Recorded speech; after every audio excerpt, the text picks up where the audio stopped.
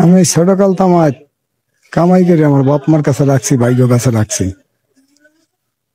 বুঝছেন। তাই আজকে 5-7 বছর তো আমার টাকার দিয়ে আমার মাজার ভাই 4 বিঘা জমিন কলা করছে, বুঝছেন। সেদিন কি হয়েছিল যেদিন ঘটনাটা ঘটছিল? যেদিন ঘটনা ঘটছে তার আরো 15 দিন আগে তো আমার ফোন দিতে আছে, বাড়িতে তোর জায়গা জমিন তোর ভাগ করে দেবো, তুই জমা ধরে পাবি, কম বেশি যা পারি দিমু, বুঝছেন। এরপরে আমি শুক্রবার দিন সারাদিন গাড়ি রিক্সা চালাইছি, রিক্সা চালাই আসরের পর রওনা দিয়ে গা গোসল না দিয়ে বাইর গেছি, যে কাল শনিবার দিন বাজার খারাপ, শনিবার দিন থাইকা যাওয়া গেলে কথাবার্তা কয়ে রবিবার দিন আবার গাড়ি চালাম। আমি ভাই দিন মজুরি কামাই করে খাই, আমার কোন 2 টাকা অর্থ নাই, সব হাগো ধরে আমার টাকা পয়সা সব হাগো ধরে।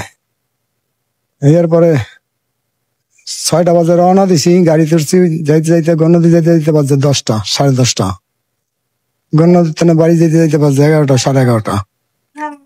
রাত্রি 11:30 বাজে যায় দেই, তারা জানে যে আমি বাড়িতে যাইতে আছি, এই লাইট লইয়া হেনে হনে আনাগোনা করতে আছে, আমি বুঝতে পারি নাই। না বছর পরে আমার বাবা ঘরে ঘুমাই না, আমি বাবারও ডাক দিই নাই, আমি ঘরের দরজার সামনে বসছি।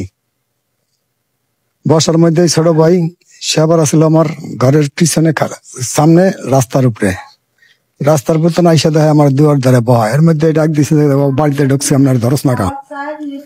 এর মধ্যে আমার 2 ভাই বউ, আমার মাজার বাড়ি বউ ব্যাগটা আমার দাও দিয়েছে, দাও দেওয়ার পর আমার পাশের বাড়ি খলিয়া বাড়ি যে আমি উব্বুড়া পড়ছি, হেনে যা উব্বুড়া পড়ার পরে সাথে সাথে আমার ধরে আমার হাত পা বান্ধে হালাইছে, আমার চোখ মুখ বান্ধে হালাইছে, মোহাম্মদে গামছা দিয়ে মুখ বান্ধে হালাইছে, বান্ধা পরে আগে পিটাইছে, মারছে, মারার পরে আমার যখন জ্ঞান হারাই গেছে তখন আমার নিয়ে আম গাছের লাগে সেল দিয়া, আমরুজ গাছ আছে আমার, আমরুজ গাছের লাগে সেল দিয়া থিয়ে দিছে, সেগুলো আমার কোনো জ্ঞান নাই। তারপরে ঘন্টা 2 পর জ্ঞান ফেরার পরে জ্ঞানটা ফেরার পরে আমি কি আমার একটু পানি খাবি, কেউ আসো তো আমার, কেউ সপ্তাহ আমার শত্রু না, আমার একটু পানি কেউ খাওয়া পারলে, এই কথা কইছি মাত্র এই গাছটানে আবার আর দৌড়ে আইয়া একজন হেনে ধরছে, মুহের মধ্যে তো গামছা দিয়া, একজনে হেনে ধরছে, একজনে বইয়ের উপর পড়া ধরছে, আর একজনে পারপুর বইছে।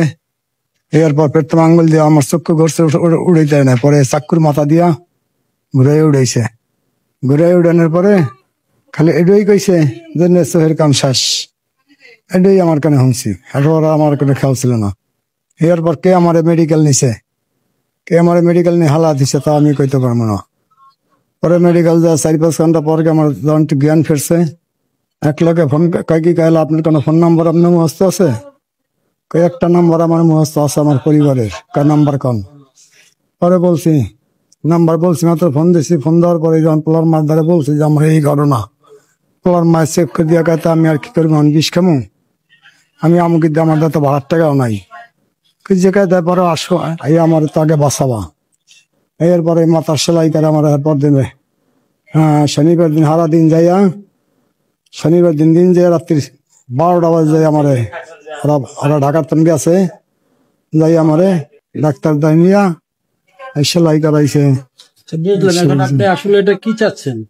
আমি চাচ্ছি আমার ন্যায় বিচার, সরকারের কাছে আমি ন্যায় বিচার চাচ্ছি, আমার যেটা আমি যা জীবন বাদ দিয়েছি তাদের কামাই করিয়া সেটাও চাচ্ছি। আর আমি তো আপনার নামে যে কতগুলো অভিযোগ আমরা দেখতেছি সোশ্যাল মিডিয়াতে, আসলে এগুলো কতটা সত্যি? আমি সব ফাড়া মিথ্যা বানাইছে, সব বানানো? হ্যাঁ আচ্ছা ঠিক আছে, সব বানাইছে।